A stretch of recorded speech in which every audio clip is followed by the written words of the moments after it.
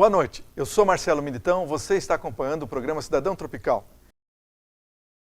Para falar dos efeitos jurídicos do novo coronavírus na economia e nas empresas, convidamos o Dr. Jossam Batistucci, especialista em direito empresarial. Boa noite, Dr. Jossam.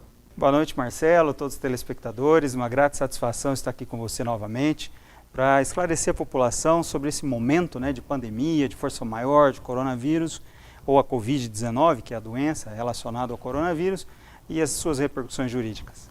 Vamos começar falando do que pode ter mudado, o que pode ter afetado a relação do consumidor, né? Vamos falar de direito do consumidor, então. Quais as mudanças, doutor Jossam, mais significativas que ocorreram na relação de consumo? É importante destacar que a situação de força maior, ela é tão grande, tão impactante para toda a sociedade, que é chamada no direito de força maior. Então, seja na área do direito do trabalho, com a defesa do consumidor também, e outras áreas como civil, há um impacto. Então, as relações obrigacionais, os contratos, eles passam a ser afetados de duas maneiras. Primeiro que quando tem uma situação de força maior que afeta o cumprimento de uma obrigação, ou seja, eu tenho um dever, eu fornecedor, eu empresário, por exemplo, tenho um dever de entregar uma mercadoria. Se os Correios estão, por exemplo, com um déficit de funcionários, porque muitos estão em quarentena ou em isolamento, etc., ou se uma outra empresa de entrega não consegue fazer a entrega, esse tipo de atraso decorrente da situação de força maior é possível ser compreendida como algo justificável. Tá? Então esse é um aspecto, que seria as repercussões no cumprimento ou no descumprimento das obrigações contratuais em relação ao consumidor.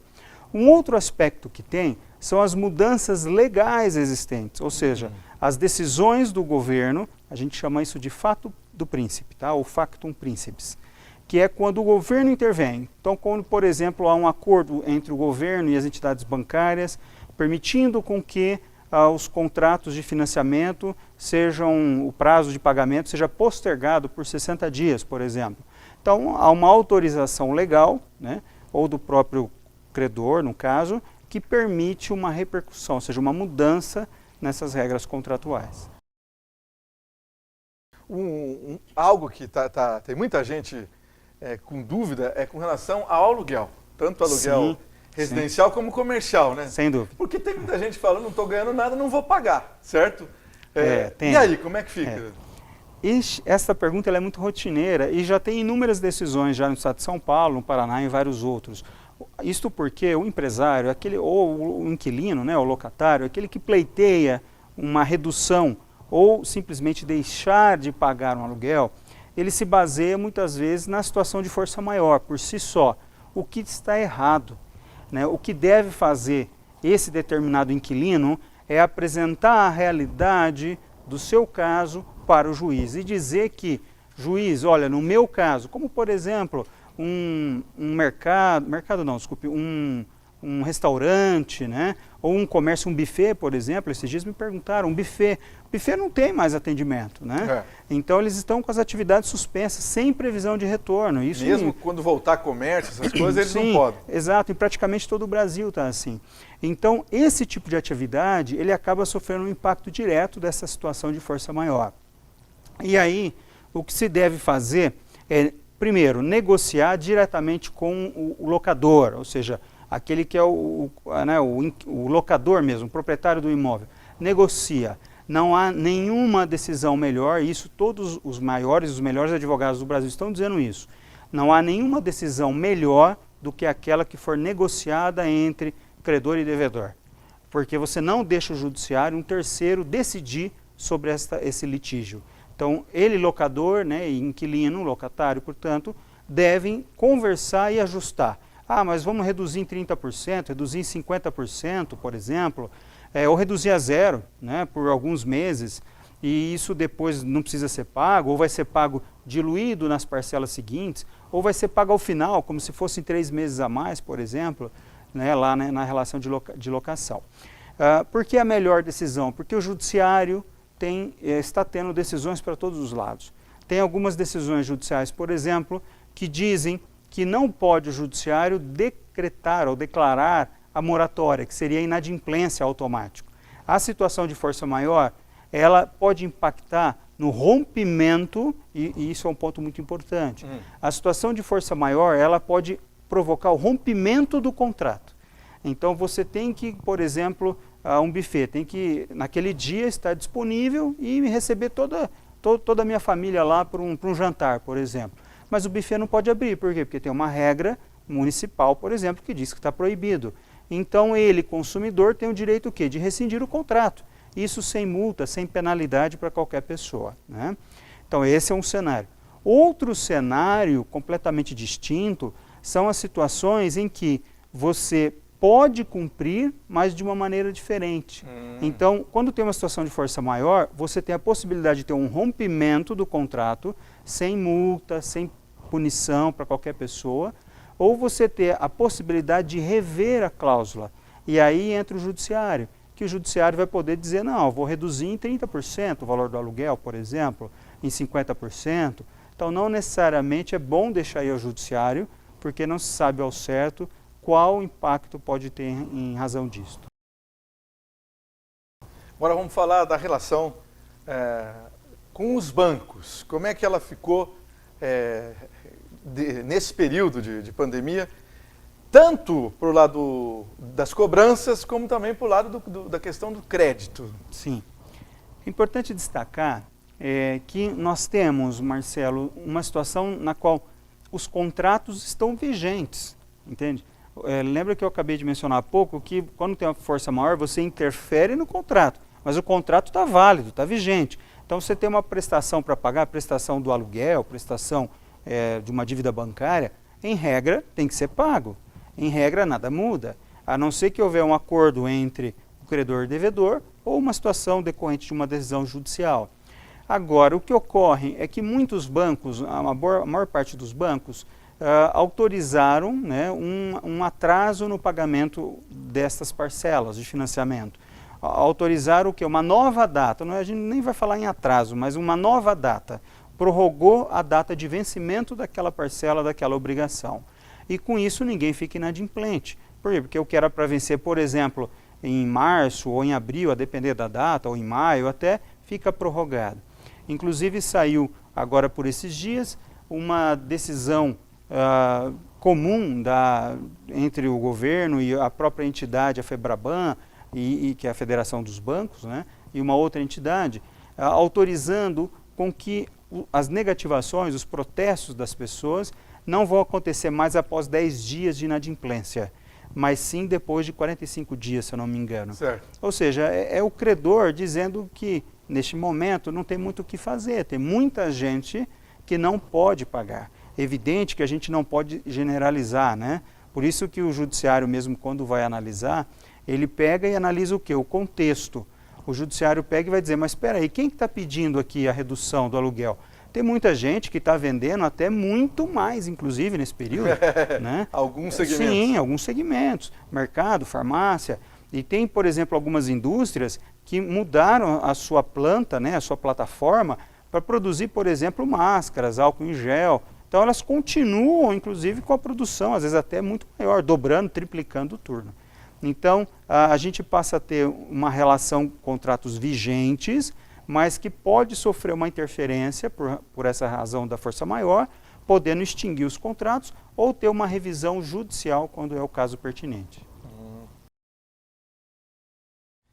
Impostos, né, que é uma coisa que o brasileiro já não gosta muito de pagar imposto, mas também não pode achar que agora ele tem um bom motivo para dar um calote, não se trata disso. Né?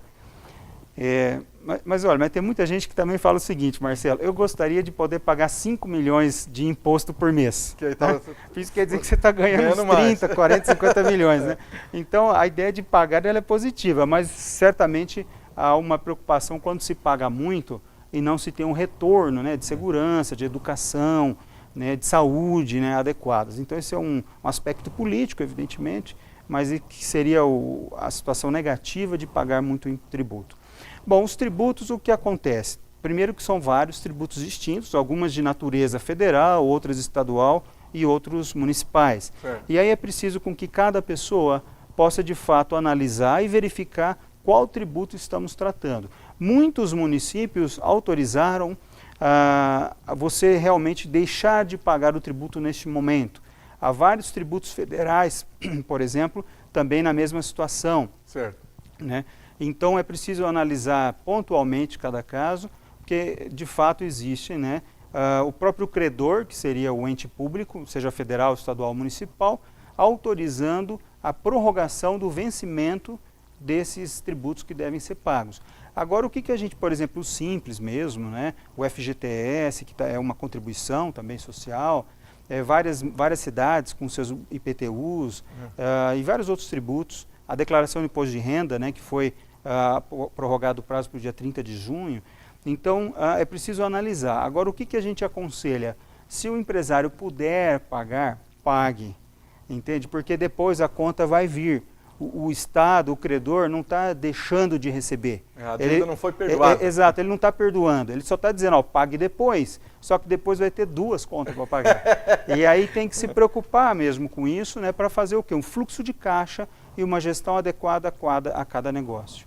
Então é melhor, se tiver condições, Sim. pague no vencimento, vamos dizer assim. Se o empresário fez o dever de casa, né, se o empresário se preparou para situações de problema, como essa que estamos vivendo, ou seja, se ele tem um caixa que possa sustentar sua atividade durante de 3 a 6 meses, que é o que os bons administradores recomendam, né, que uma empresa tenha de caixa, para poder justamente passar por um período de dificuldade, ele certamente vai ter condições de pagar por 2 ou 3 meses esses tributos.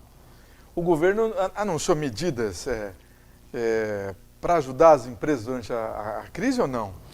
Todos os governos, de todos os estados e praticamente todos os municípios, além do governo federal, anunciaram diversas medidas, desde de meados de março aproximadamente, mas principalmente depois do dia 20 de março, quando foi declarada a calamidade pública em nível nacional, e nos dias seguintes, vários estados e também depois municípios vieram a também declarar essa situação de emergência ou de calamidade pública.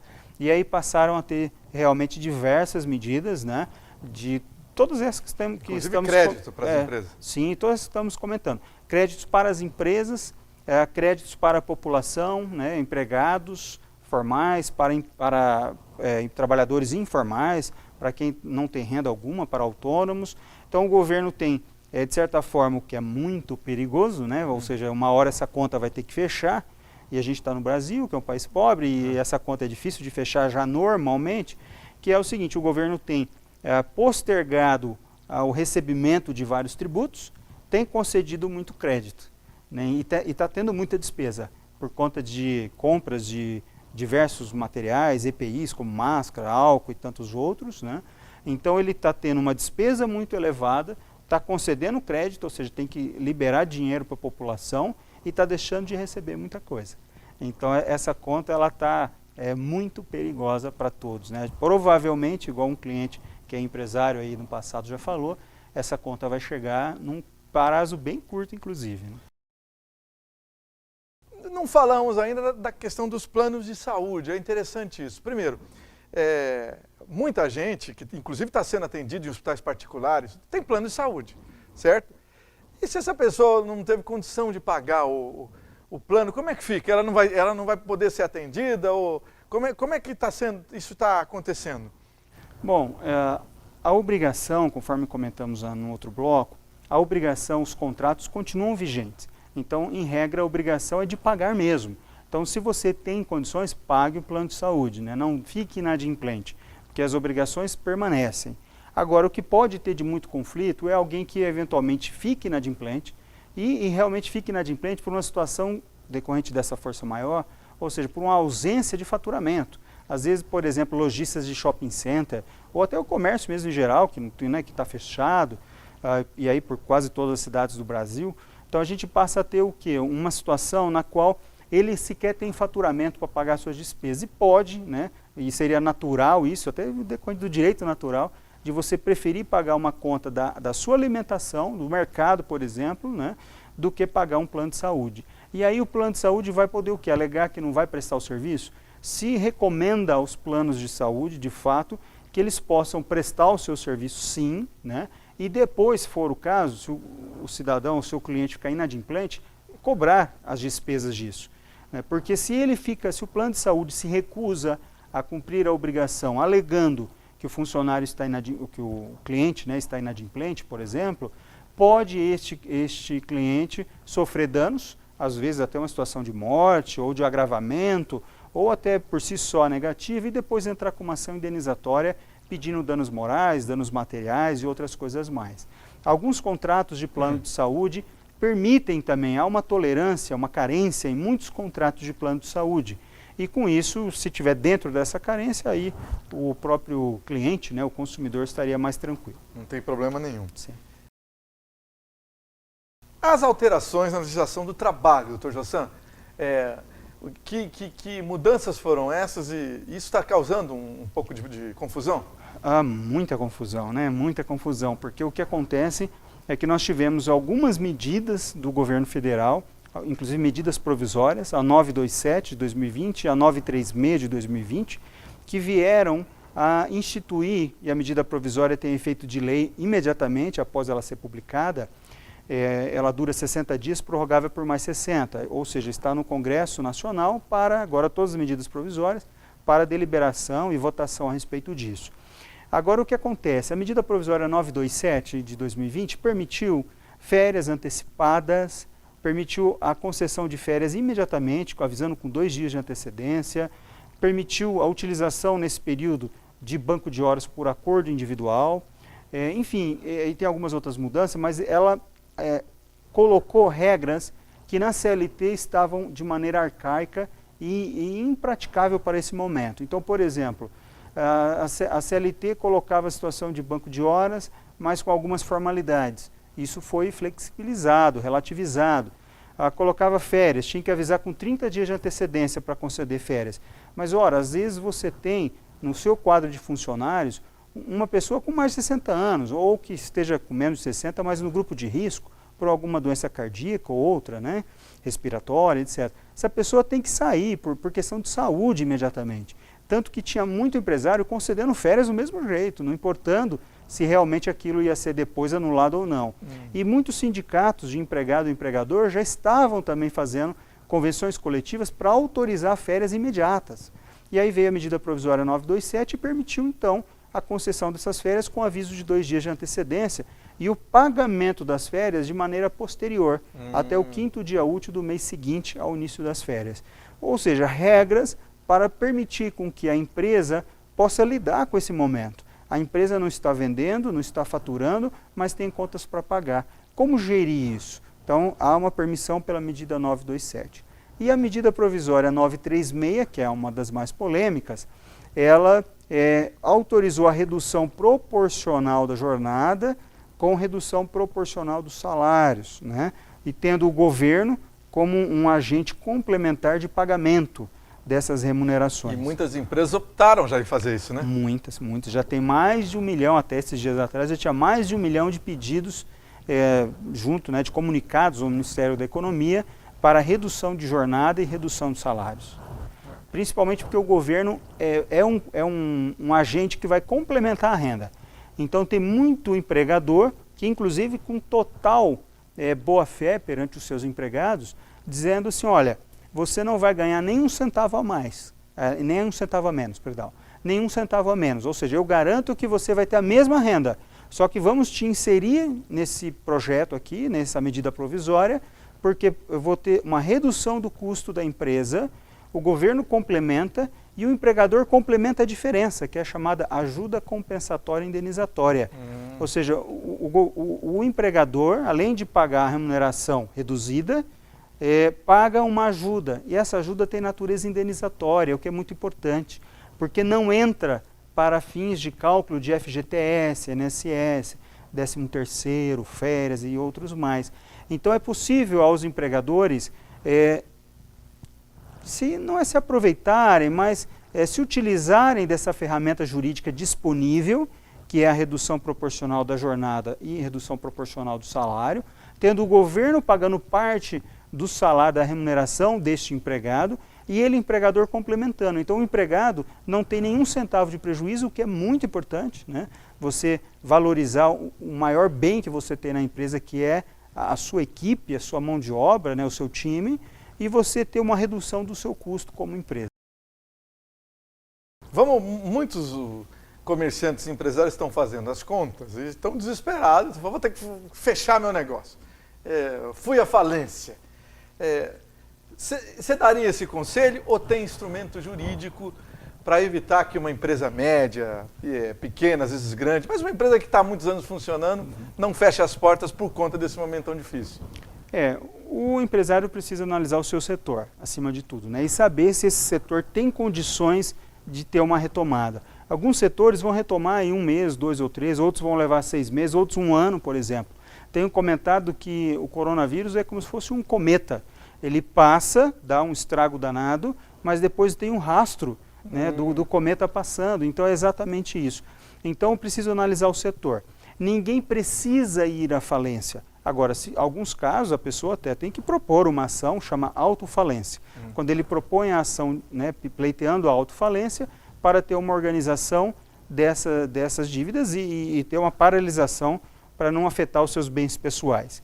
Agora, o empresário que vê um momento de dificuldade, ou seja, ele vinha num patamar normal de vendas, normal, ou até de crescimento, e agora tem um declínio. Quando ele tem um declínio por uma situação pontual, decorrente de uma dificuldade do setor ou uma dificuldade generalizada, como é agora, ele pode ir à justiça e pedir a chamada recuperação judicial de empresas, que é da Lei 11.101 de 2005. Com a recuperação judicial de empresas, ele consegue estabelecer junto aos credores e ao juiz um plano de recuperação que pelo artigo 50 tem inúmeras hipóteses, dentre várias outras, e ele consegue se reorganizar para cumprir com essas obrigações por um prazo de até 2 anos. Então ele veja só 2 anos para que ele possa se reorganizar por dificuldade de 2, 3 meses. Tem negócios que realmente são muito lucrativos, são rentáveis, e ele pode então se utilizar desta ferramenta importante, que é um exemplo clássico, né? Uma dificuldade provisória, momentânea, 2, 3, 6 meses, 1 ano, por exemplo. E depois ele se recompõe, ele se recupera e o negócio vai estar depois pronto para a sua retomada. Ou seja, existe um instrumento jurídico. Existem. O desespero do empresário, do comerciante, tem uma saída. O que nós recomendamos de maneira muito intensa é que o empresário, né, e as pessoas em dificuldade possam conversar com seus contadores e com seus advogados a fim de buscar, de fato, as soluções jurídicas que existem, né, para que ele possa passar por esse momento e depois continuar faturando, continuar vendendo e às vezes até tendo um momento posterior muito melhor do que ele estava tendo, né, mais reorganizado.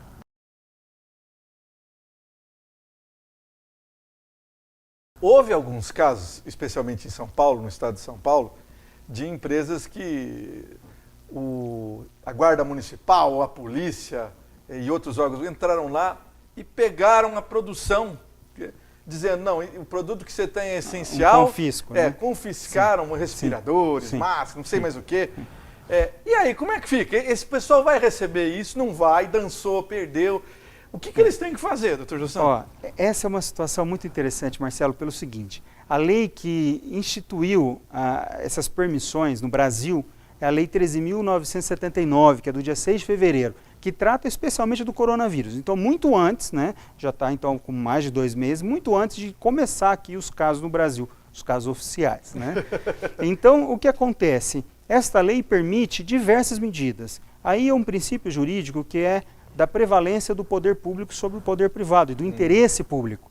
Então, o poder público pode fazer, com alguns limites, evidentemente, mas pode fazer quando for a bem da coletividade. E esta lei, a 13.979, garante que vai haver a indenização por um preço justo.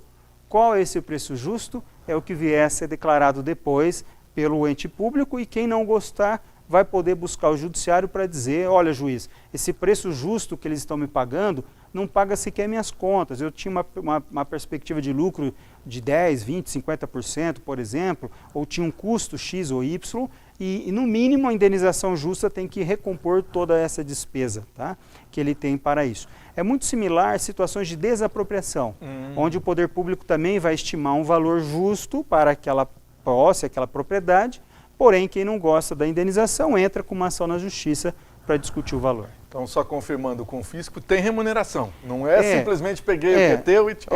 A ideia de não é exatamente de confisco, é uma adjudicação, né? Certo. Confisco até é proibido do ponto de vista tributário, mas a ideia é de tomada mesmo desses bens, inclusive o governo americano também fala, né, de se apropriar, a Lei de Segurança Nacional americana fala disso, de se apropriar do parque fabril, ou seja, das indústrias, para produzir aquilo que precisa ser produzido para garantir a saúde ou a segurança pública. No Brasil também podemos fazer isso, né, só que garantido depois uma indenização justa.